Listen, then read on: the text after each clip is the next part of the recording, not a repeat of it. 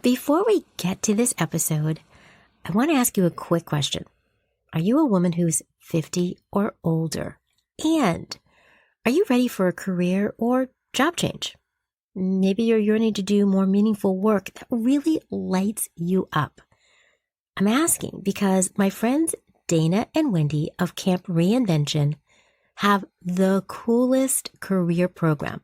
It's called the Career Change Accelerator Program, and they coach amazing women in a 12-week program to reimagine what their careers might look like and to help them see new possibilities. Their very cool program is kicking off on October 27th, and if you even have an inkling, I might be ready for something new and different, I invite you to check out the details. There's a link in the show notes, and let's get busy and think about new possibilities. We are much harsher on ourselves than others. But, the cool thing is that self-compassion is a muscle. It is both a state and a trait. So some people are naturally more self-compassionate than others, but it also is a state that you can grow. And the way that you do that is really threefold. There's these three elements of self-compassion.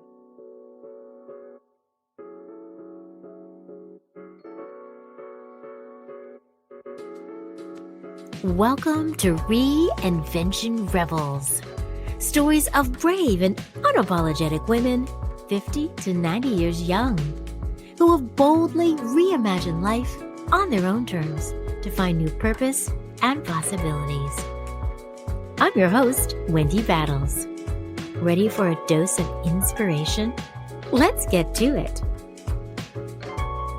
Hey everyone, welcome to another episode of the Reinvention Rebels podcast. I'm your host, Wendy, and I'm really excited that you've joined me for what is going to be a fascinating, interesting, and inspiring episode with a very amazing guest, Dr. Ellen Albertson. I'll introduce her in just a moment, but before we get to that, I do want to ask you, did you have a chance to listen to the most recent Reinvention Rebels episode with 71-year-young Reinvention Rebel Mary Newell? If you have not had a chance to listen, I have to tell you, it is fabulous. I'm saying that seriously. This woman is so inspiring. I'll just tell you a little bit about it in case you missed it. Mary always thought of herself as a non-athlete. She was always struggling with a weight problem. At 55, she started running. And at now 71, she is running in marathons around the world. This is a powerful, empowering, inspiring episode about what's possible as we age and how we really can transform our bodies in ways that might surprise ourselves. But Mary said she is the strongest she's ever been at 71. So strong, so fit, so confident in her body. And I don't think we hear enough of that. I think we get stuck in this story about what we're losing about our bodies, but not this alternative idea that we can get stronger. We can get more comfortable and feel even better about our bodies as we age. So I just wanted to mention that because I have to encourage you to listen to it. You will not be disappointed. Now let's get on to this amazing episode I have for you today.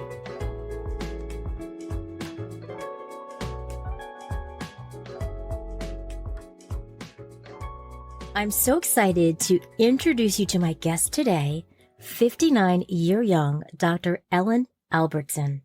This fabulous and inspiring Reinvention Rebel has reinvented herself multiple times over multiple decades, so she knows a thing or two about new beginnings, how to start fresh and see new possibilities.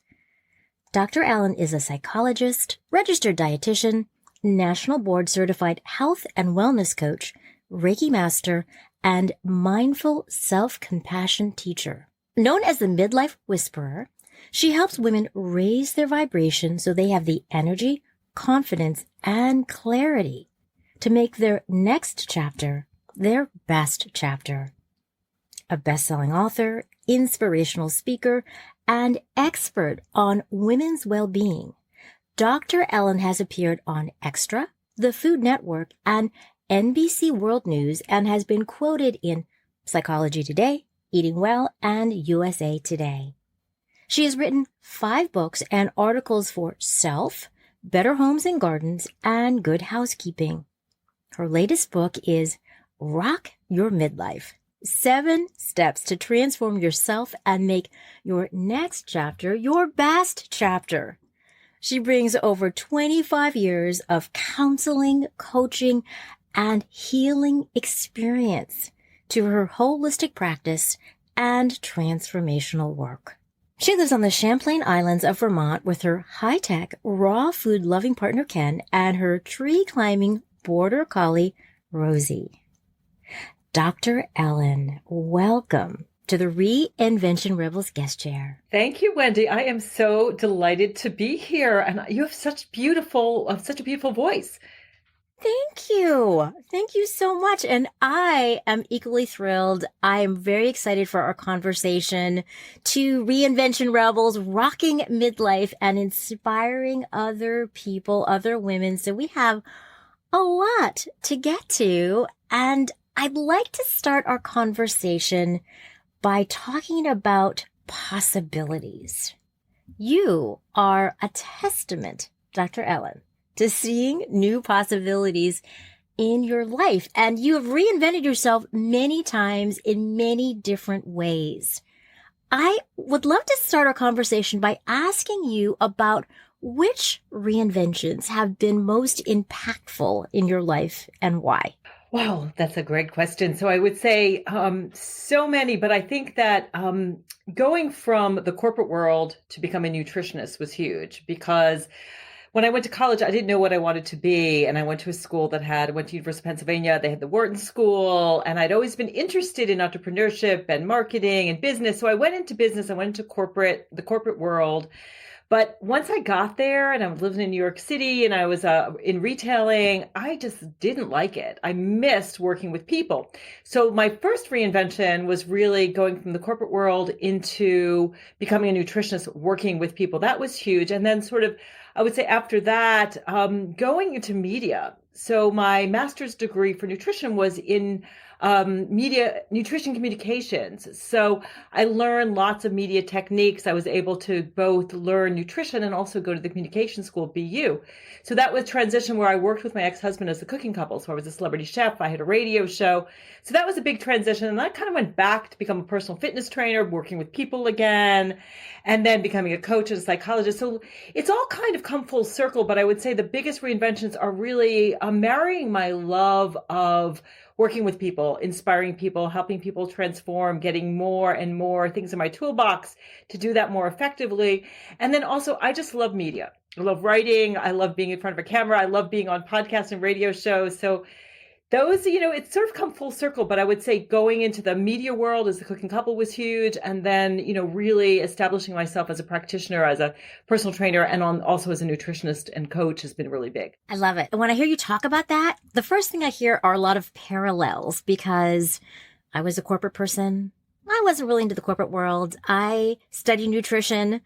I really love helping and inspiring other people too. So I love this trajectory that you've been on and really this path of self-discovery over the years, because part of what I hear you saying is that you've tuned into what makes you shine, where you find your sweet spot, where you find something you love doing and you're great at doing that. And I feel like that's such a key part of midlife, when we can kind of combine those things and find that sweet spot. Yeah, knowing your strengths is really important, and knowing your weaknesses and what you love to do. I think the point of midlife is the reason that people have like the quote unquote crisis thing is because you're doing something and realizing, where's my joy gone? Like, I can't drag myself out of bed. I'm going to the same job that I hate. And it's not in alignment with your strengths, what you love to do, and what you're here to do. So what's key here is really listening to your heart, listening to all your emotions, not pushing those difficult emotions away, but saying, why am I feeling like this?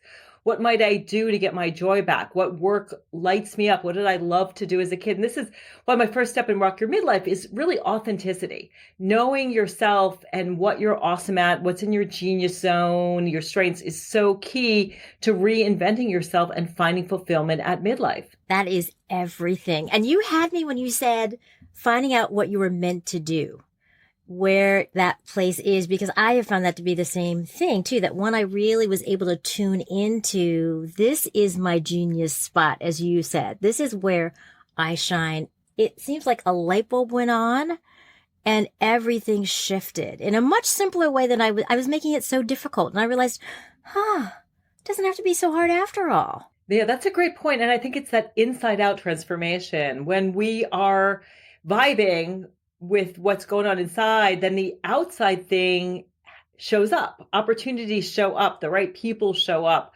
We move in the right direction. But a lot of times what happens is we keep trying to change the outside. Like, I'll get a new job.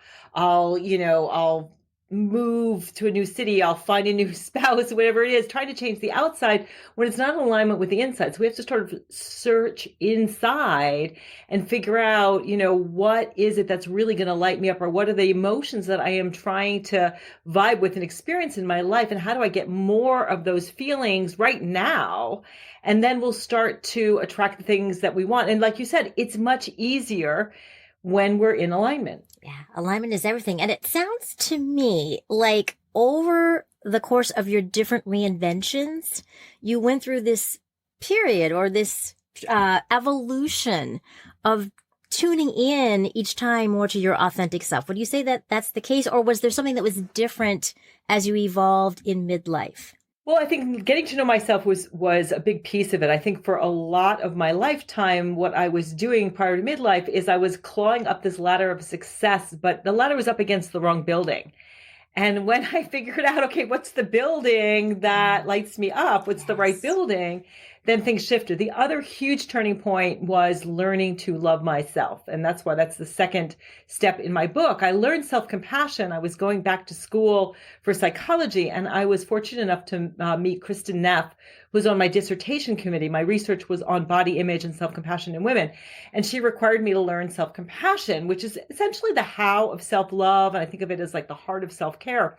As I started to love myself, as I started to treat myself with kindness rather than criticism, everything shifted. I started to do more of the things that lit me up. I started to, not do things that insulted my soul. I started questioning relationships that weren't working and being kinder to myself, doing what I needed for myself to feel supported so that I could do more things in the world. And that really led me in a whole new direction. Self-compassion shifted my trajectory, 180 degrees, turned things completely around.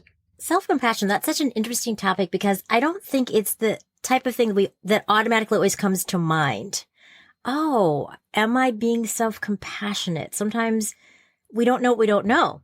We don't know that perhaps we need to focus on that. So I think that's really interesting. And I see so many women, and perhaps you see this too, that are hard on themselves needlessly.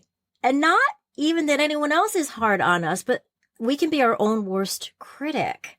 So I like this idea of self-compassion, but it really begs the question for me of how do we develop that self-compassion muscle? I know that you said that you really woke up in your life when you came into this, but how does one even start to go down that path? Yeah, what you said is so true. We are much harsher on ourselves than others. If we treated others the way we treat ourselves, we wouldn't have friends, right? Right.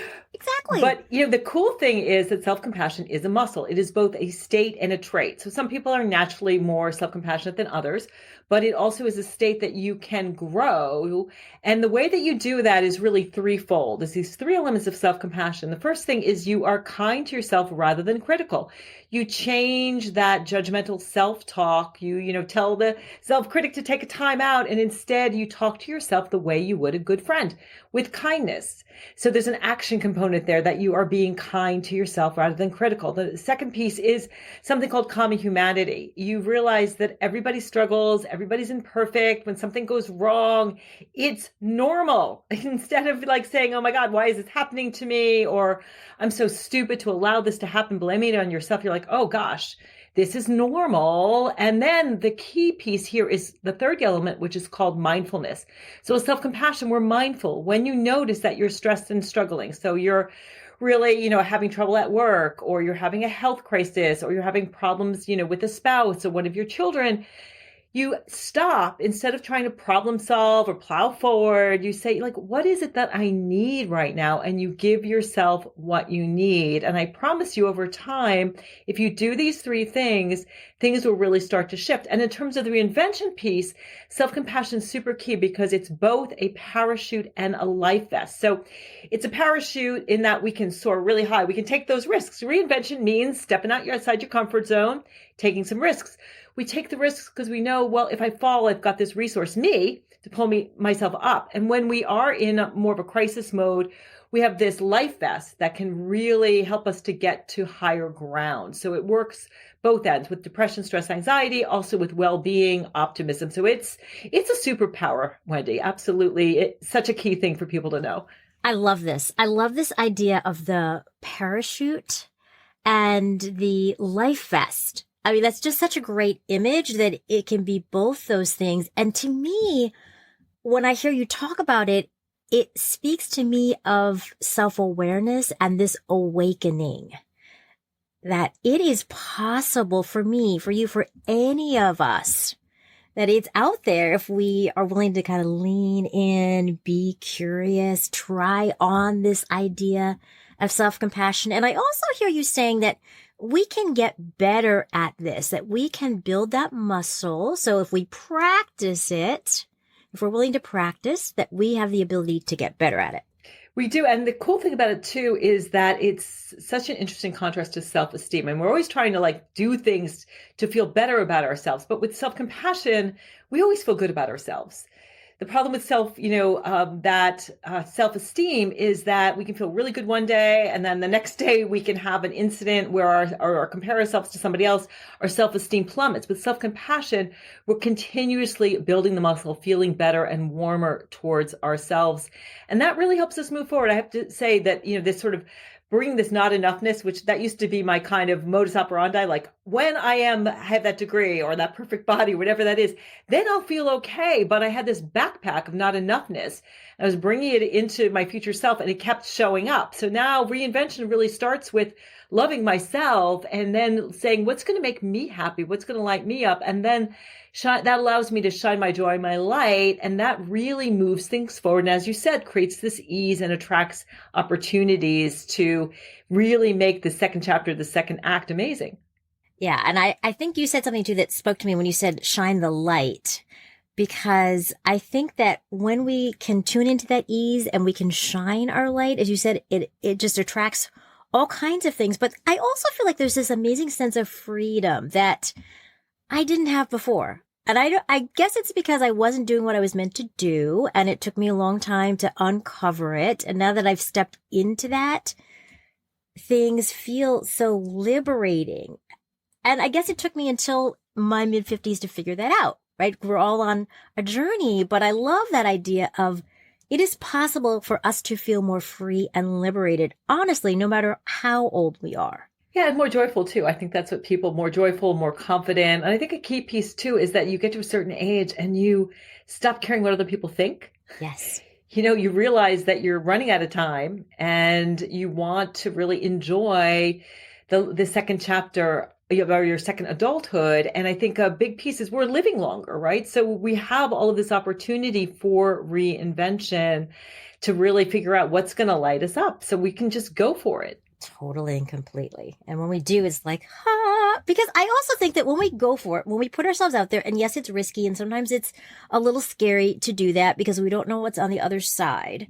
But when we are willing to do that, it is amazing, as you said, the joy that we can have, that sometimes I feel like we don't even know was possible. Yeah, joy kind of sneaks up on you. It surprises you. But if you stay in your comfort zone, you're never going to get to that place. If you keep doing the same thing, you're going to get the same results. And so if you have that, I think I posted the other day on Instagram, just, if you've got that desire to write, to paint, to sing, to dance, to do a podcast, well, listen to it and then, figure out the next smallest step. And maybe that step, and that's why I love the self-compassion piece, because if you're like, and I know I need to do something, I know I need to reinvent myself, but I'm not sure what it is. Starting with the self-compassion really will start to change things, because you'll do what is in your best interest. You'll listen to your heart, your soul. You'll want to create a life that feels really good for you. So that's just a very specific thing that you can start with. And then also starting with that authenticity piece,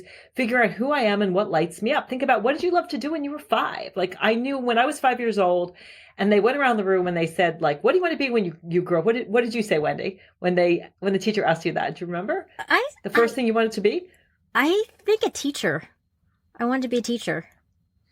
Yeah, I wanted to be a writer, and I don't know why. I didn't even know what a writer was, but now that's a large part of what I do. But I knew at 5 that was something that I wanted to do. But we know who we are, what we want to do, but we have to step out our comfort zone. But I think that getting to the end of my life and not fulfilling my destiny is a heck of a lot scarier than whatever it is that, we face that keeps us from reinventing ourselves. I think that is so true. And it's interesting. You asked me about what did I want to be, because I know that when I got to be about 9 or 10, I loved sports, and I decided that I wanted to be a sportscaster. Now, mind you, this is in the 70s, so it's not like today where there are women on ESPN, there are sideline reporters, there are women that do basically every role that has to do with sports when it comes to reporting. So it was a lot different back then. And I remember I grew up in New Jersey. I'd listen to every New York Mets game. I'd watch it on TV with my dad. I'd then write up a story, and then I'd announce it with my little tape recorder. Like, this is me. And I always had this dream. Well, it's very interesting, I think, how we can get that inkling when we're younger about something, even though we have no clue, right? You don't have any idea what that even means when you're that age. But fast forward many years later, and I'm taking those skills I love, using my voice for good. It's not as a sportscaster, right? So that's changed, but it's still that same idea, right? That same idea of being a teacher, right? Inspiring people. So I think you're onto something with that we can look backward often to get clues. Hey, are you loving this episode as much as the conversation that Ellen and I are having? You can tell we're having a great time, right? If you're loving this, if you're garnering really helpful information, if you're feeling inspired, I'm going to ask a small favor. Would you mind writing me a brief review about this episode, about the podcast, about what you love? On Apple Podcasts or Podchaser or at reinventionrebels.com. It's simple. It only takes a couple of minutes, and you can find all the details in the show notes. Thanks so much. Yeah, often when we're young, we have that bred out of us, right? So like, I was a theater kid. Like, I loved to dance and sing and play music. And, my mom was always like, shh, gotta be quiet. Everyone was supposed to be super quiet and well behaved. And so I wanted to be a good girl more than I wanted to be on stage. And I was also kind of, I think, told to be small. But now that I'm, like you in my 50s, I am all about, putting myself out there. I mean, actually, one of the things I'm loving right now, it's not exactly reinvention, but I'm playing the ukulele. I'm teaching myself ukulele, and it's super fun. And I'm realizing, gosh, as a kid, I love to sing, and I'm loving dancing again, and all of these things that we kind of like shove, into a drawer and we forget about. And then we wonder why we feel so dead inside, because those parts of ourselves, we need to rediscover them. I don't know if you've listened to, Will Smith's autobiography, but he talks about, his wife, Jada. And, he talks about how she had to like rediscover the bones. There's a great book out called, I think it's called Rediscovering the Bones, and how we have to sort of excavate these parts of ourselves that we have just, shoved again in that drawer under the rug because someone told us that it wasn't okay. And it usually happens before we're 10. And we wonder, like you said, why am I not joyful? How do I get that back? And it creeps up on you. And all of a sudden you realize, you've got your headphones on and you're talking in a mic and gosh, you're joyful. Exactly. And I have to say, I love that you're playing the ukulele, that you are learning how. That is so cool. And just a great example of anything is possible. Whether it's a hobby or it's something bigger we want to pursue, that when we have that inkling, and I love that idea of the excavation, that we can kind of dig down deep, really begin to shovel out all that dirt that perhaps is covering up that gem that's hidden below. Because I think you're right that sometimes, especially as women, I think we are made to stay small, to not tune into or not always be encouraged to find that voice and express that voice. And, I think we monitor ourselves so much. So all of those things I think are such key ingredients to reinventing ourselves. Well, I think it's changing. I mean, something that I'm finding that's so refreshing is that women are collaborating. Like, we are not competing. Like, I don't want to be you. You don't want to be me. It's just about being the youest you. When you come down to, how do I be my absolute best self? How do I know myself, love myself, energize myself, reinvent myself, empower myself, enlighten myself? How do I do all of those things? That's when life gets really joyful and we kind of fall in love with ourselves and our lives. And, we start to attract different friends and life gets really, really juicy. Yeah, it does. It does. And speaking of juicy, Miss Ellen, Dr. Ellen, I have to say that I saw your Instagram video the other day when you were dancing joyfully. So it's fun. That was my first one. I was a little scared and I wanted to be a dancer along with being a writer. Like, being a dancer I loved to dance. I grew up doing modern dance. I was in New York. I would have teachers in from New York City. And I was like, all right, it's time to do the dance video. So I'll be doing more of those. I think it's great. And I think too, that sometimes when we see other people doing something like that, it gives us permission to do it ourselves, our own version of it. But I think that was great. Because I thought, one day I'm going to do a dance video.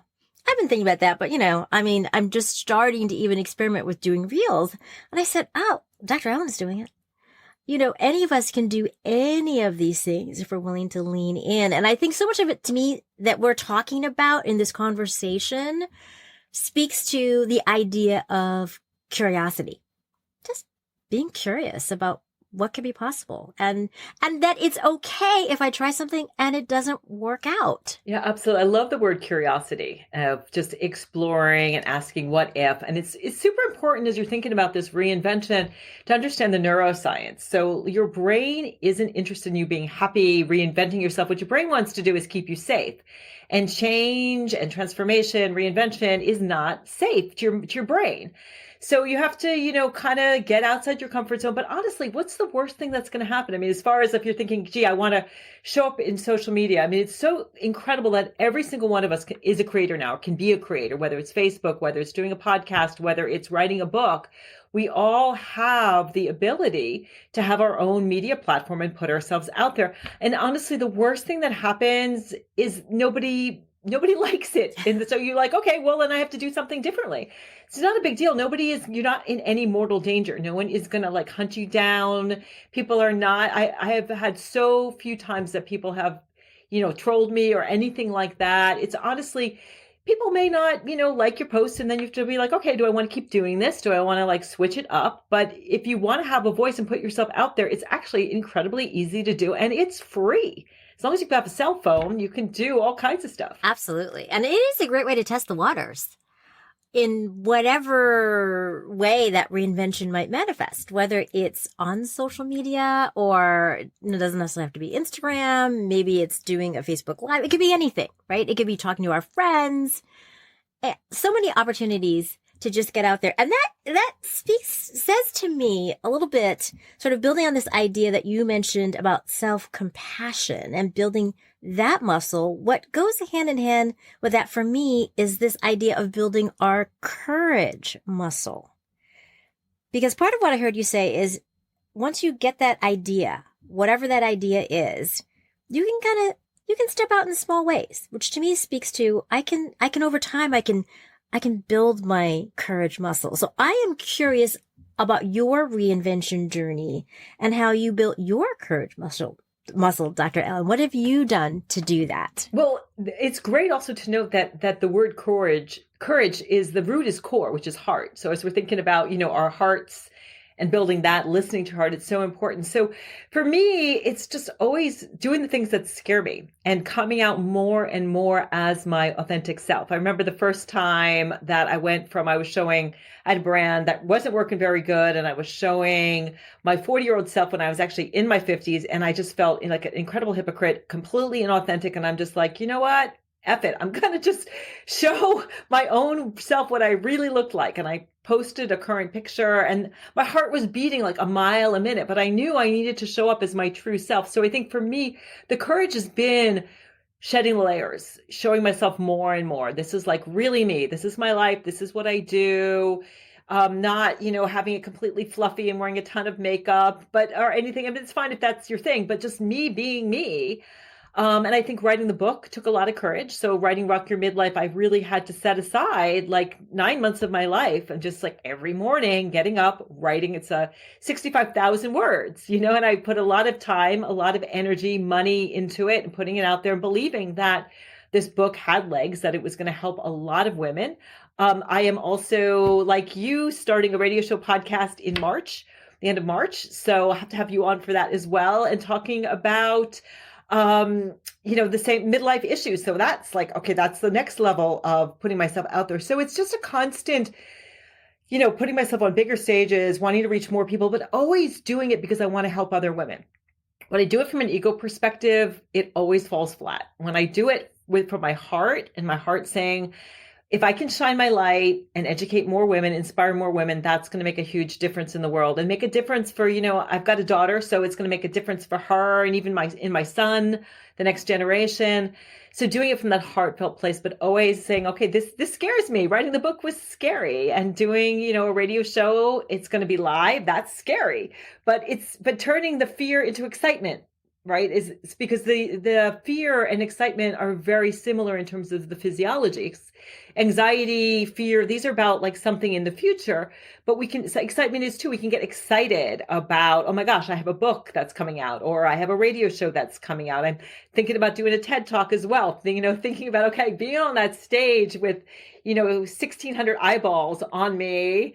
And am I going to remember my lines and do this thing? But it's about getting on bigger and bigger stages for me, or even, little things like playing my ukulele on Instagram, which I haven't gotten the guts to do yet. But, my heart's like, yeah, show women, like, yeah, I can get up and be fun and silly and showing all of those sides, the dancing side. And I'm a little silly. I'm related to Jerry Lewis. So there's that kind of humorous, goofy part of me too. And just showing who I am to the world. I love it. I love it. I love the idea of fear. And on the other side of that coin is excitement. So that if we can lean into that, there's so much goodness. And then I also love what you said about authenticity and being of service. That when you are being of service to other people and being your authentic self, just naturally you feel more courageous. When we shine, we give other women permission to do the same. Exactly. And it just means that there are then endless possibilities. I love it. I love the idea of the midlife whisperer. That just, there's I think the dog whisperer, the horse whisperer. So whenever I hear that, I immediately think, yeah, that's like to me a guide on this side. I'm a big into coaches. I've hired coaches so many different decades in my life to help me through different things, from career coaches to life coaches to health coaches, not to mention a great therapist. So people really that can help light my path.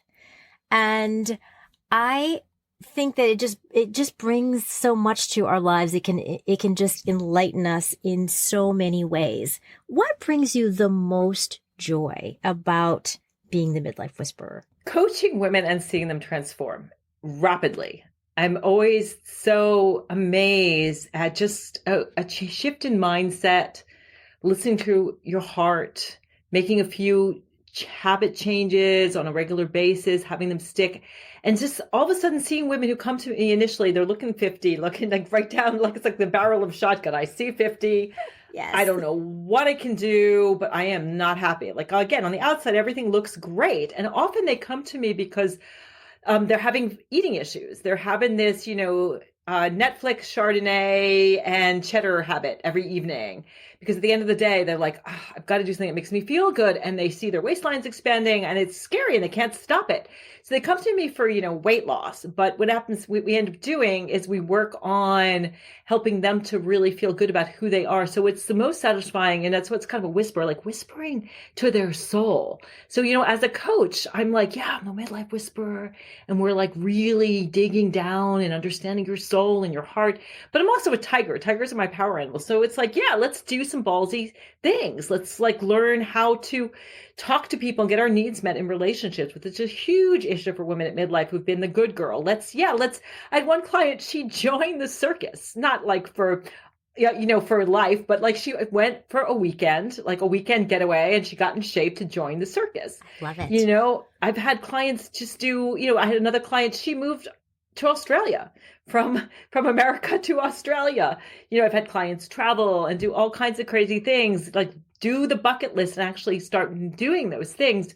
But that interchange, so just seeing women be joyful and look and being able to celebrate 50 instead of going like, oh my God, this is scary. Half my life is over. I don't like my trajectory. So that is really what lights me up. It's just clients who are success stories after success story. I can totally see that. I think of you as a midlife joy enabler. We think of enabling often as something bad. Well, someone's enabling some kind of bad behavior of some kind. But this, to me, is the total opposite. This is a joy enabler. You are enabling so many women to tune in. And I like that combination of like, you're the whisperer, but you're also bold. You're helping them find their bold voice at the same time. Well, people hire coaches, you've had them. We hire coaches for, I think, energy, but accountability, right? So we want somebody who's gonna, not force, I don't force people to do things. And accountability is about, okay, did you do it? Did you not do it? What happened? Was the goal, the wrong goal for you? How do we shift it up? And something I'm leaning into more now too is creating habits and strategies based on who you want to be. So if you're listening, think about, what type of person do I want to be? Do I want to be a creative person? Do I want to be a healthy person?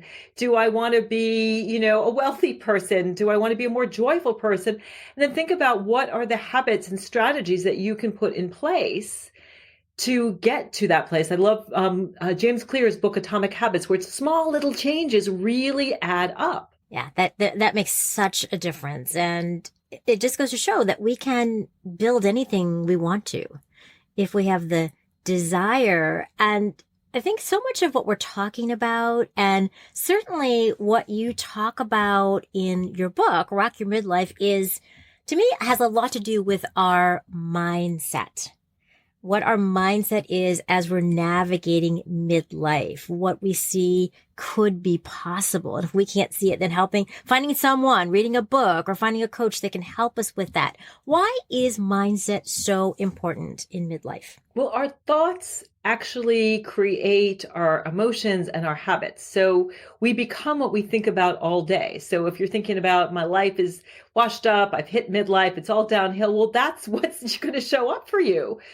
Because, your mind wants to be right. That's the story that you're creating for yourself. But if on the flip side, we have thoughts like, the sky's the limit, I can change, I can really be happy, and these are things that I want to create in my life, what happens is that we generate positive emotions. And this isn't just woo. The research really shows, there's a woman named Barbara Fredrickson who shows this broaden and build theory, is that when you have more positive emotions, when the ratio of positive emotions is higher than the ratio of negative emotions, you broaden and build your horizons. You see opportunities, ways that you can reinvent yourself, big ways, small ways, whatever it is you want to be. So if we have positive thoughts, we change our mindset, we're more positive in terms of our emotions, and that feeds into our habits. When we feel good about ourselves and our lives, when we're doing the self-compassion thing, we want to take care of ourselves. We want to create lives that are happy and rich and fulfilling. And it's interesting too, and I've seen this posted a lot lately, that this, people are really happy in their sort of late 50s, 60s. We have this down U-shaped happiness curve where we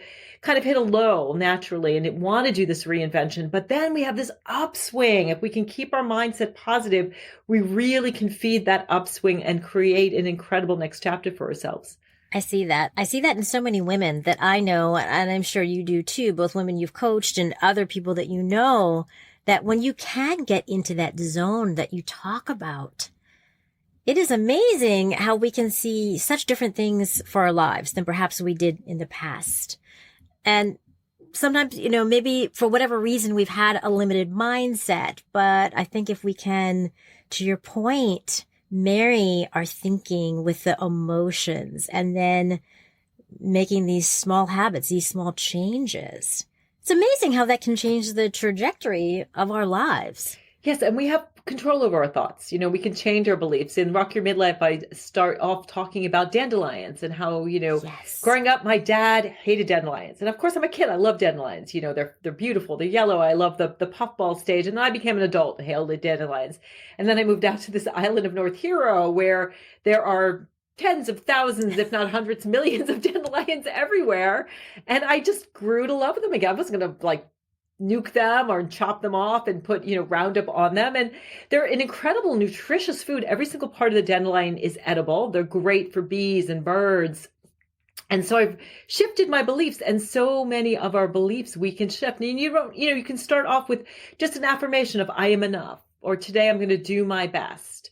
Today I'm going to love myself. Do something, create an affirmation or an intention that really rings true for you. Write it down, put it up on Post-it notes. I do have my clients do this all the time.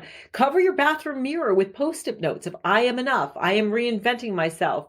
My life is awesome. I am, creating a new me. Whatever resonates with you, it will really start to shift things for you. That is so spot on. This idea of the affirmations and keeping it really present. And immediately brought to mind, I used to love the show Being Mary Jane that was on BET. And this character, Mary Jane, she would put up all these Post-its everywhere, like in her bathroom. I mean, just kind of reminding herself of these things. And I have found that to be such a powerful tool to remind myself, because you said something I thought that was so important when you said that we can shift our mindset, that it's not set in stone, that, you did beautifully explained about the dandelions, how growing up they were great. And then you got to be an adult. You're like, this stinks.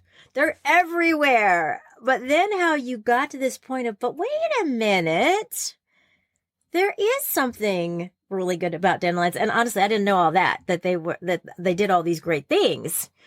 I only know them to be the same thing that many of us know them to be, as you expressed. So I think that that's really insightful, though, about how we can still always have the possibility of shifting.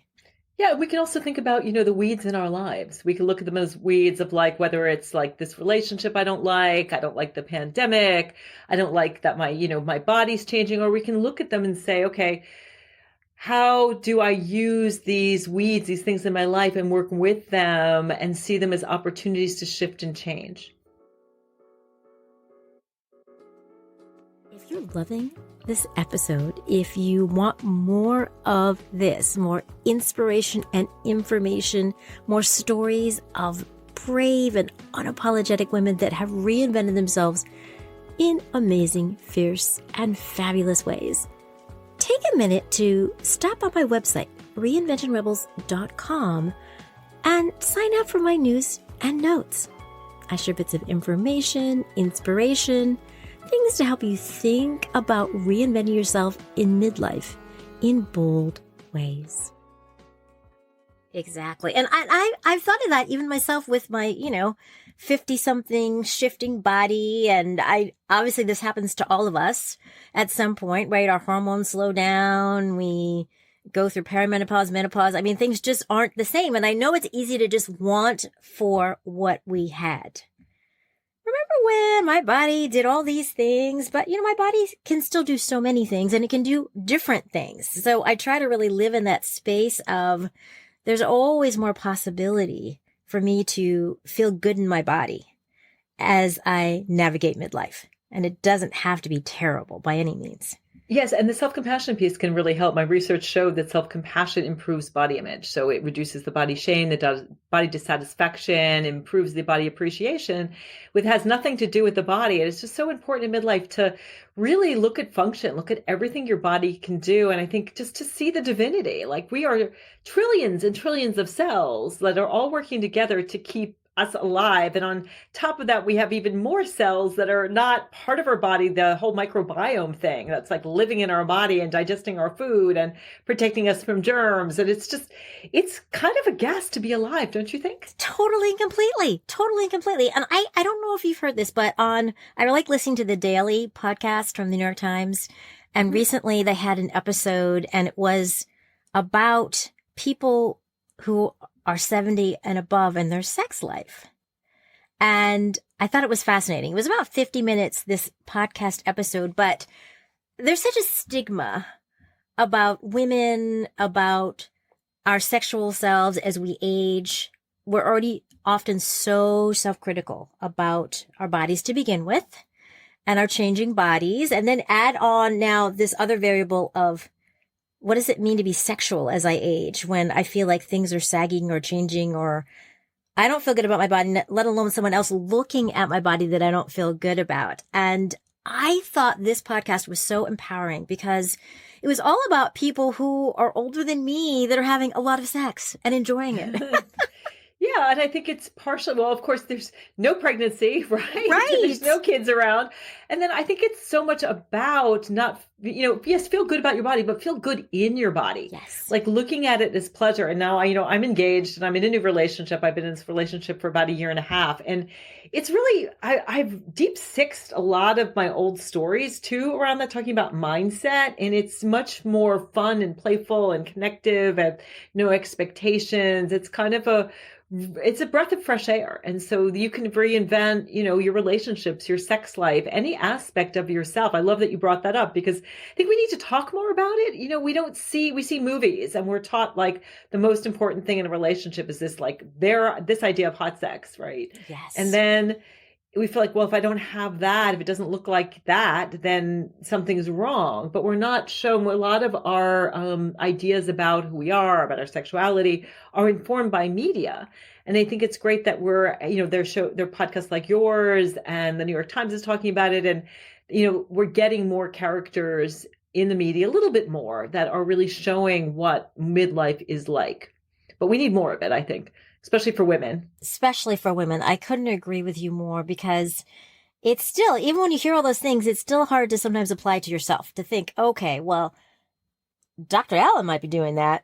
She might be having more play and more fun in her relationship or in her work, but I don't know if I could do that. Or you might even see your friends doing that and still, it is. People can tell you things, but until you can believe it for yourself, until you can really try it on and figure out how that information might work for you, it can be a disconnect. So the more that we can have these conversations, and I think the more we can feel comfortable talking about it, it's hard to, I think it's, they were talking about in this podcast how a lot of times when adult children find out their parents are having sex in like their 70s or 80s, they're like, wait a minute, they should be like sitting at home playing with the grandkids or crocheting or not doing that, right? There's this whole stigma we have in this society about that. So I just think whatever the topic is, when we can find the language and we can build that comfort muscle, when we can get out of our comfort zone, even if it's to your point, those baby steps, taking those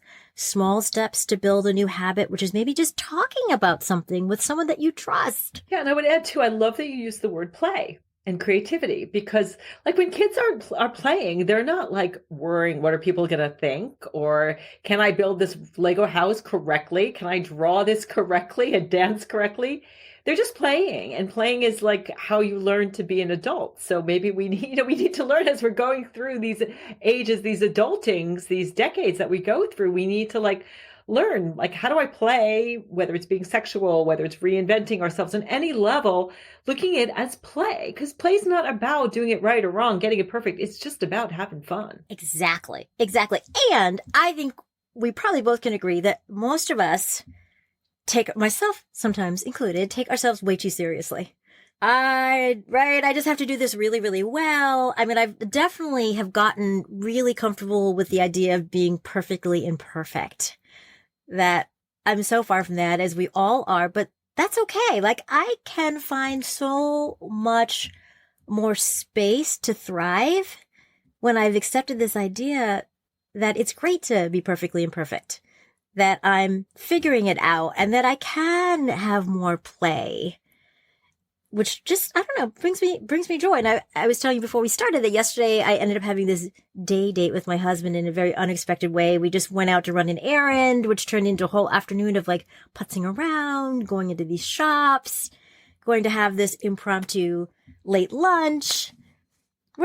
Often I'd be like, oh, I've got all these other things I need to do. But yesterday I just was in that space of being really open. It was a gorgeous day out. It was cold, but it was beautifully sunny, which always makes me feel good. And I just really leaned into, let's play. That's fabulous. Yeah, it is. It is so important. And I love what you said about the being perfectly imperfect, because if you want to reinvent yourself, you're gonna, I can call them mistakes.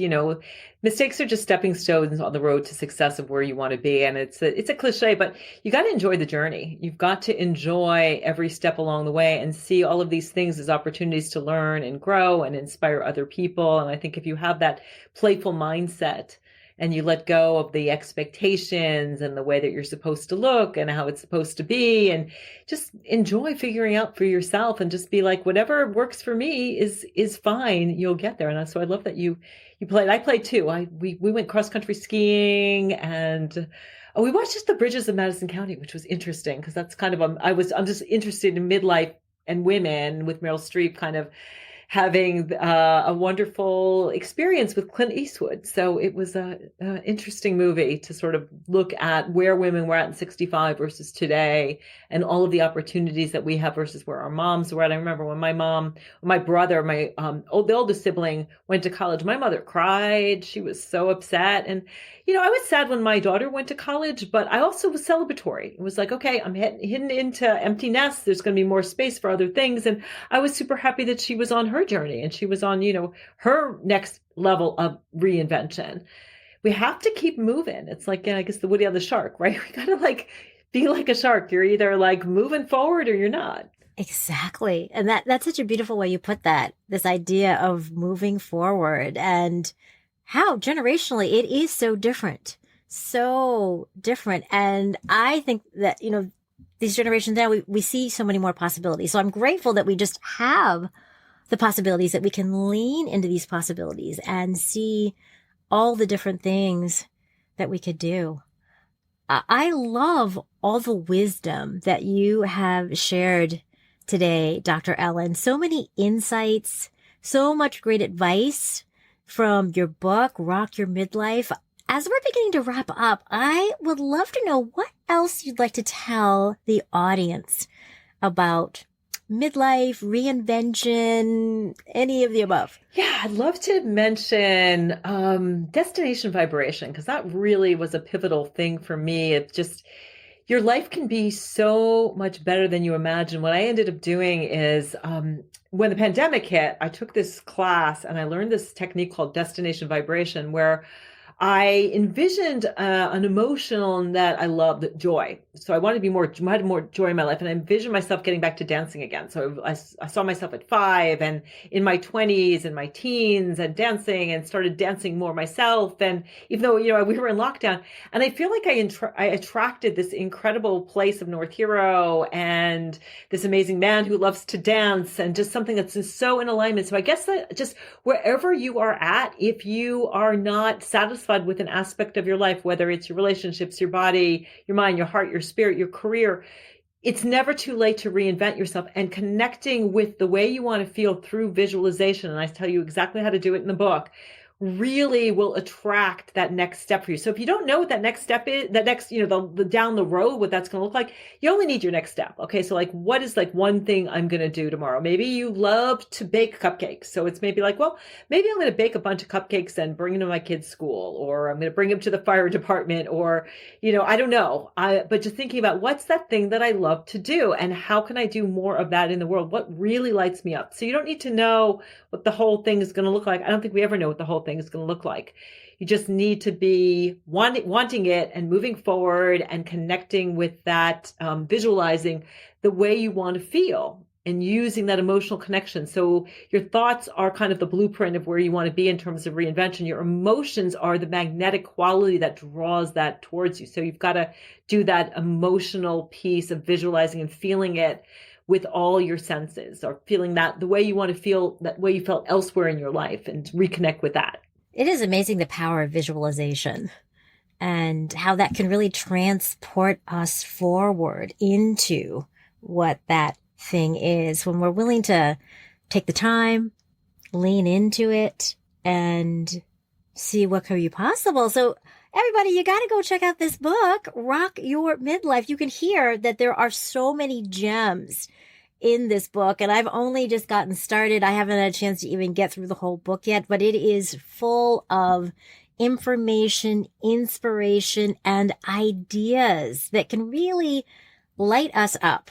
I know that we're all in different places in this idea of reinvention. Some of us maybe have quote unquote figured it out. Some of us are just thinking about it. Some of us are afraid, but maybe want to know. We know that we want something more. We just don't know what it is. So this is a great place to start, just to begin to ask yourself some questions and lean into a little self-inquiry about it.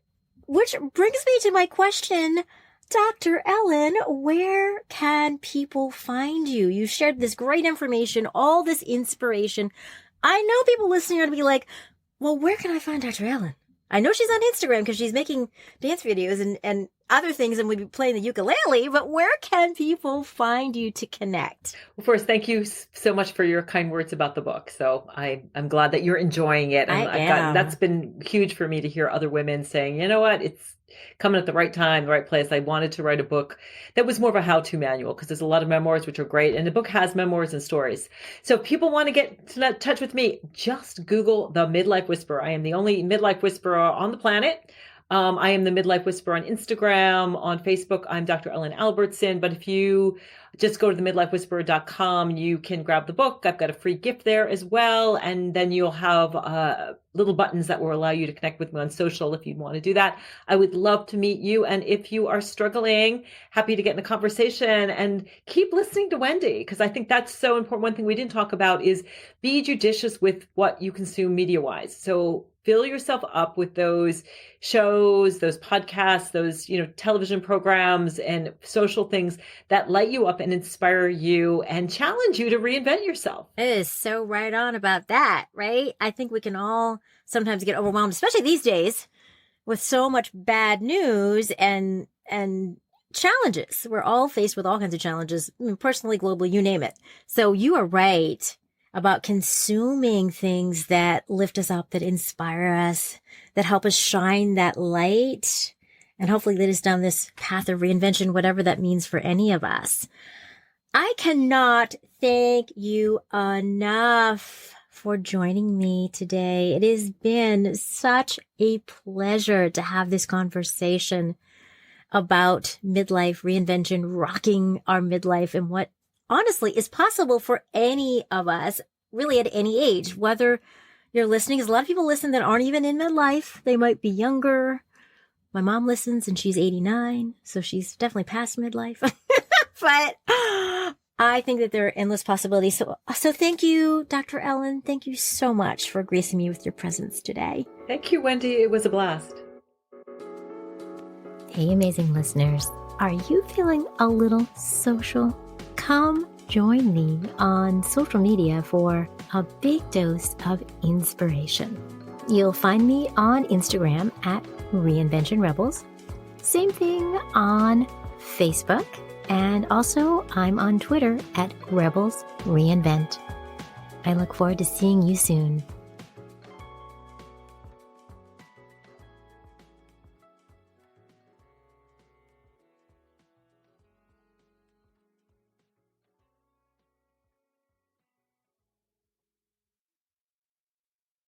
Hey, Rebel. If this episode inspired you to think about what's possible in your life, I'll share a little secret. Any of us can reinvent ourselves no matter where we are in our lives, any age, any stage.